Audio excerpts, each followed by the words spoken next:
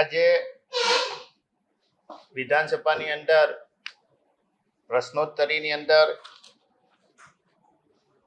શિક્ષણ વિભાગના જે પ્રશ્નો હતા એની અંદર મેં પ્રશ્ન નંબર 20 અને 62 બે પ્રશ્નો પૂછેલા હતા. બહુ મહત્વના ગુજરાતના શિક્ષણ જગત માટે હતા. એમાં મેં પ્રશ્ન 20 નંબરથી પૂછેલો. એની અંદર ગુજરાત રાજ્યની અંદર એક જ ઓરડાની શાળાઓ કેટલી? તો એની સામે જવાબ આપેલો છે 341. અને આ ઓરડા ના હોવાનું કારણ શું? તો એમાં કહ્યું કે બાળકોની સંખ્યા ઓછી થતી જાય છે, જર્જરિત ઓરડા પાડી દેવામાં આવ્યા છે અને જમીન ઉપલબ્ધ નથી. રાજ્ય સરકાર શિક્ષણની અંદર નંબર 1 ની વાતો કરે છે, મોડેલ ગુજરાતની વાતો કરે છે, ત્યારે રાજ્ય સરકારે સ્વીકાર્યું છે કે શિક્ષણની અંદર પ્રાઇમરીની અંદર શિક્ષણની અંદર સંખ્યા ઘટતી જાય છે અને ઓરડા પાડી દીધા છે, જમીન ઉપલબ્ધ નથી. 28 વર્ષથી ગુજરાતની અંદર ભાજપની સરકાર હોય, શિક્ષણની વાતો કરતા હોય, તમારી પાસે ઓરડા બનાવવા માટે જમીન ના હોય, કરોડો રૂપિયાની લાખો એકર જમીન તમે ઉદ્યોગપતિને આપી દો છો અને ગામડાની અંદર બાળકોને બેસવા માટે તમારી પાસે જમીન ઉપલબ્ધ ના હોય, એ શરમજનક બાબત છે. બીજો પ્રશ્ન કે રાજ્યની અંદર ગુજરાત શિક્ષણ સેવા વર્ગ 1 અને 2 ના મહેકમ વિશે પૂછેલો હતો.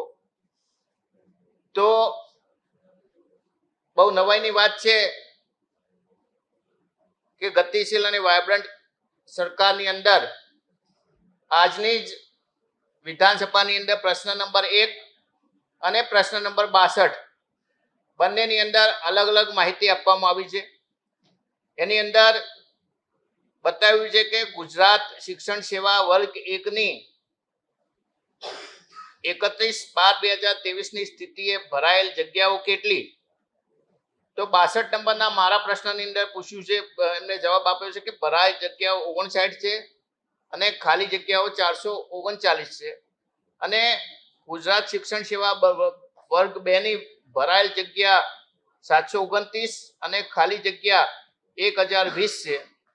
અને એની સામે જ જે 1 નંબરનો પ્રશ્ન આપ્યો છે એની સામે ગુજરાત શિક્ષણ સેવા વર્ગ 1 ની ભરાયેલ જગ્યાઓ 107 અને ખાલી જગ્યા 33 છે.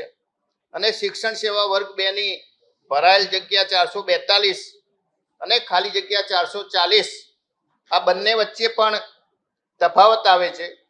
બીજી મહત્વની બાબત કે મંજૂર થયેલ મહેકમ તારીખ 31/12/2023 ની સ્થિતિએ ગુજરાત શિક્ષણ સેવા વર્ગ અને 2 ની મંજૂર થયેલ જગ્યાઓ કેટલી?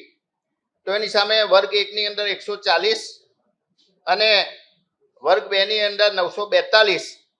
એની સામે વર્ગ 2 ની અંદર 1020 તો ખાલી જગ્યાઓ જ બતાવે છે. એટલે જ્યારે શિક્ષણ મંત્રી અધ્યાપક હોય, પ્રોફેસર હોય અને એમના વહીવટી તંત્ર ઉપર એમની પકડ ના હોય, ચોક્કસ જણાઈ આવે છે. એક જ દિવસે એક જ વિધાનસભાની અંદર ખોટા જવાબો આપી, જુદા જવાબો આપી અને વિધાનસભાને ગેરમાર્ગે દોરવાનો પ્રયાસ કર્યો છે. કાં તો શિક્ષણ મંત્રી અભ્યાસ કર્યા સિવાય આવે છે અથવા અધિકારીઓ ઉપર એમની પકડ નથી અને અધિકારી રાજ ચાલી રહ્યું છે. એ આ જવાબ ઉપરથી સ્પષ્ટ થાય.